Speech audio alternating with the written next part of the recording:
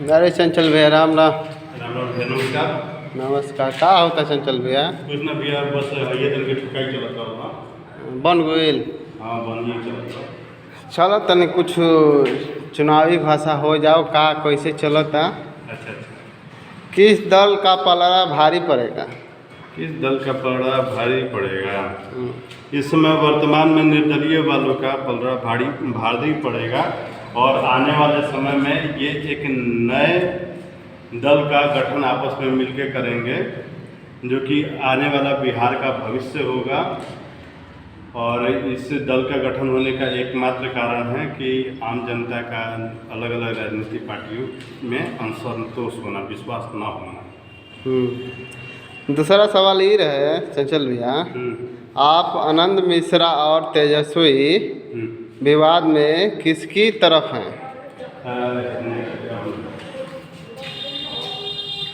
आनंद मिश्रा और तेजस्वी यादव के विवाद में आई। अब नीचे ले जाइएगा। चलिए बताइए।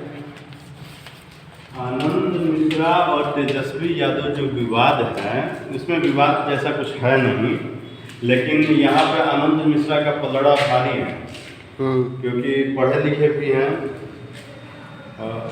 उनका एडमिनिस्ट्रेशन में समझ भी अच्छा है। और रही बात कि तेजस्वी यादव, यहाँ पे 2-3 मामले हैं जहाँ आनंद मिश्रा से पिछड़ते हुए दिख रहे हैं। एक छोटा सा सुयोग्य, सुसज्जित और सुनियोजित व्यवस्था सुयोग्य व्यक्तियों द्वारा जो किया गया, उसे आप हाई प्रोफाइल या फिर क्या बोलते हैं, बड़े लोग का व्यवस्था, हाँ बड़े लोग का व्यवस्था क्या देते हैं तेजस्वी यादव द्वारा, कि वो लोग तो भाई बड़े लोग की व्यवस्था वाली हैं।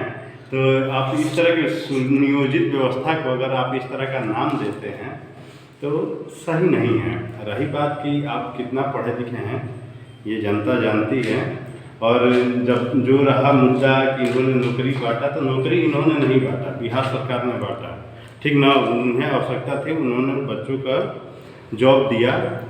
इस मुद्दा में भी वो पिछड़ते हुए नजर आ रहा है। आरक्षण के मुद्दा में आप बोलते हैं कि हर तरह के आप लोग सरकार में बैठ के, तंत्र में बैठ के, विभाग में एक गाइडलाइन तैयार कराते हैं।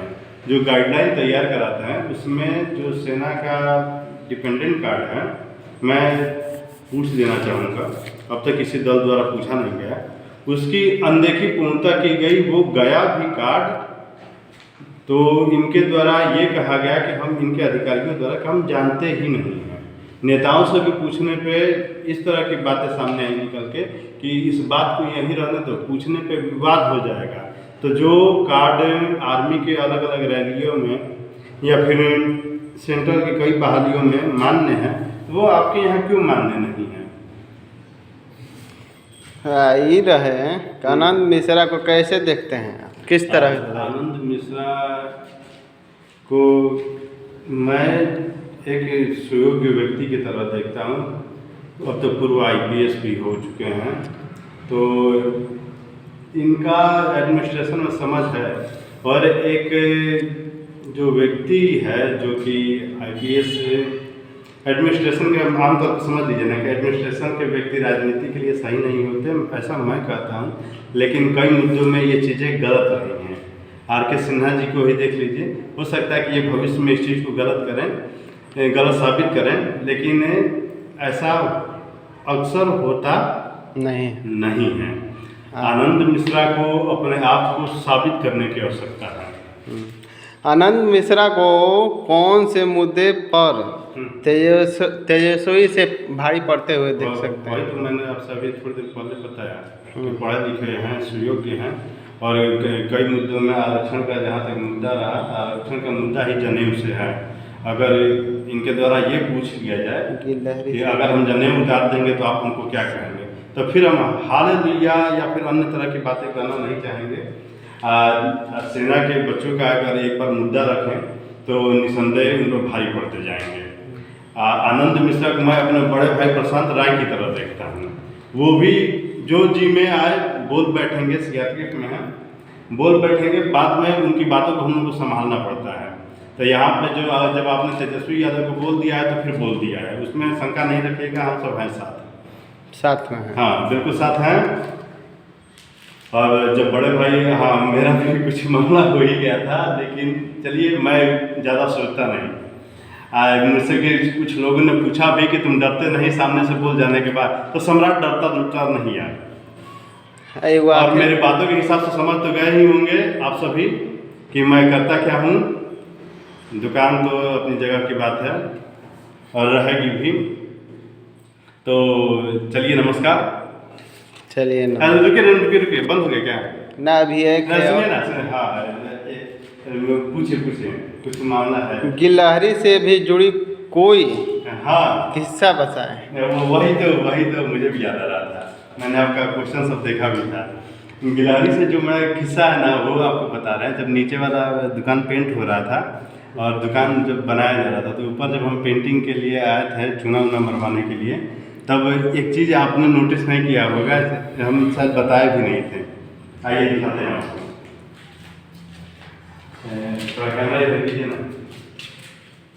ये देख रहे हैं तो ऊपर देख रहा, लाइए ना हम दिखाते हैं। इसको देख रहे हैं?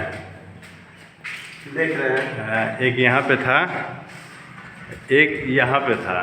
अब तो उनके बच्चे चले गए हैं उन गिलहरियों के, और एक इन दोनों में से उस पे था, उस वाले पे। तो गिलहरी इसमें बच्चा दी हुई थी, ठीक ना। और उनकी वजह से हम आए तो बहुत छोटी छोटी थी, और कंटिन्यू एक के बाद दूसरी देती गई, दूसरी के बाद तीसरी देती गई, जिसकी वजह से इसमें चूना का काम हमको रोक देना पड़ा। आज साल भर से ऊपर होने जा रहा, अब तो हमको लग रहा है कि चली गई हैं, तो अब हम इसको कराएंगे चूना वूना।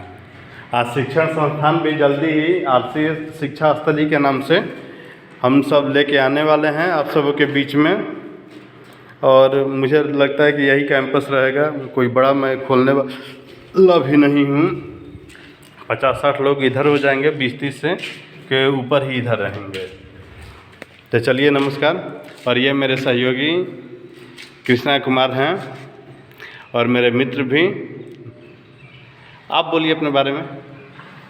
सब ठीक है, अपना सुनाइए। नमस्कार। जैसे कट रहा है वैसे कट रहा है। आप सभी लोग भाई लोग को मेरा प्रणाम है। मेरा नाम कृष्णा कुमार है, मैं जासो का निवासी हूँ। चंचल भैया के साथ में जो वीडियो बनाते हैं वो सब आप लोग देख ही रहे हैं, इसी मोबाइल से बनता है।